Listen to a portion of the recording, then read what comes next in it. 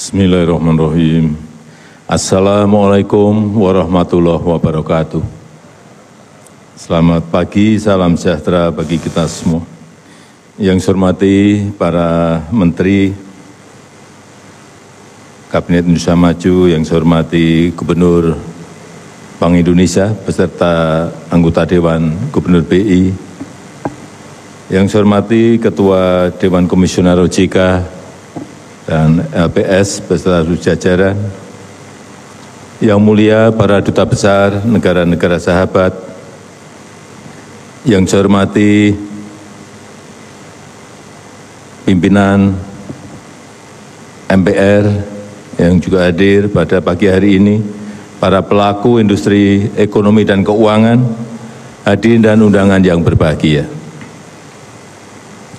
Di tengah perlambatan ekonomi dunia, di tengah ketidakpastian ekonomi dunia, kita harus mampu memanfaatkan semua instrumen,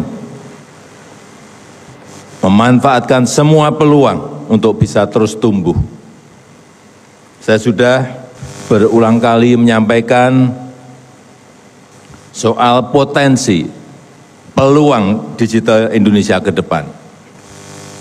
Ekonomi digital akan tumbuh 4 kali lipat di tahun 2030, mencapai 210 sampai 360 billion US dollar, atau kalau dirupiahkan bisa di angka 5.800 triliun rupiah. Pembayaran digital juga akan tumbuh 2,5 kali lipat di tahun 2030. Mencapai 760 billion US dollar, atau kalau dirupiahkan 12.300 triliun rupiah, sebuah angka yang sangat besar sekali. Dan juga kita didukung oleh puncak bonus demografi di tahun 2030, yaitu 68% berusia produktif, termasuk di dalamnya Gen Y, Gen Z, dan Gen Alpha. Saat ini jumlah ponsel aktif di Indonesia mencapai 354 juta ponsel, melebihi jumlah penduduk kita yang berjumlah 280 juta. Artinya satu orang bisa memiliki ponsel lebih dari satu. Dengan jumlah pengguna internet sudah mencapai 185 juta, juga jumlah yang sangat besar sekali, potensinya besar sekali. Oleh sebab itu, transformasi digital khususnya bidang ekonomi, bidang keuangan menjadi sangat penting.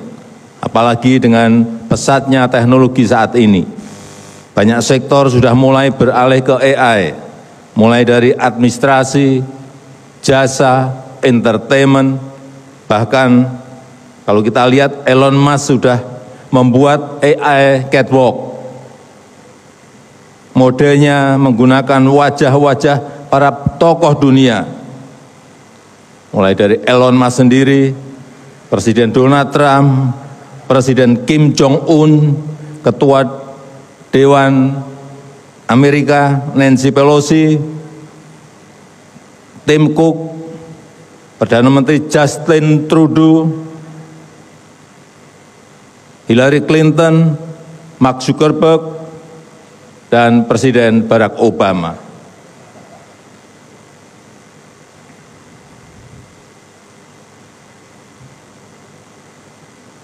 Ini akan menjadi potensi bisnis ke depan.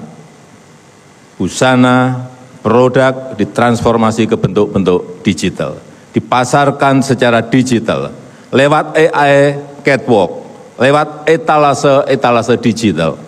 Nanti bisa langsung dibeli secara digital dan menggunakan juga pembayaran digital. Bayangkan jika produk UMKM kita bisa seperti ini. Karena jumlah UMKM kita sangat besar, 64 juta.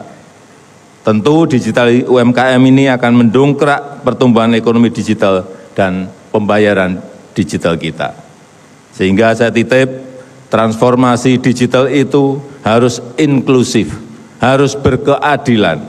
Masyarakat di pinggiran masyarakat ekonomi lapisan bawah, ekonomi mikro, UMKM, semuanya harus mendapatkan akses dan kesempatan yang sama, harus mendapatkan perlindungan yang sama. Saya minta kepada OJK dan BI untuk meningkatkan perlindungan masyarakat di sektor ekonomi digital.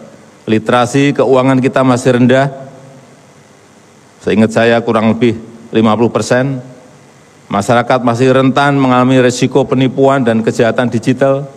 Oleh sebab itu, siapkan sistem perlindungan konsumen, pastikan keamanan data konsumen.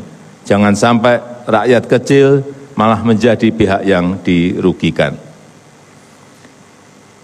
Saya kira itu yang ingin saya sampaikan, dan dengan mengucap Bismillahirrahmanirrahim, pada pagi hari ini secara resmi saya buka Festival Ekonomi Keuangan Digital Indonesia, dan saya luncurkan blueprint sistem pembayaran Indonesia 2025-2030. Terima kasih. Wassalamualaikum warahmatullahi wabarakatuh.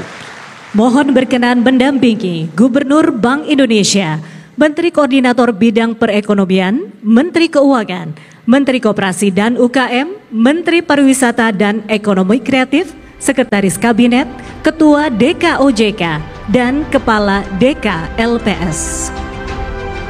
Mohon berkenan Bapak dan Ibu untuk bersiap memukul gondrang si pitu-pitu, menandai peresmian FEKDI dan KKI 2024. Mohon izin kami pandu hitung bersama. 3, 2, 1.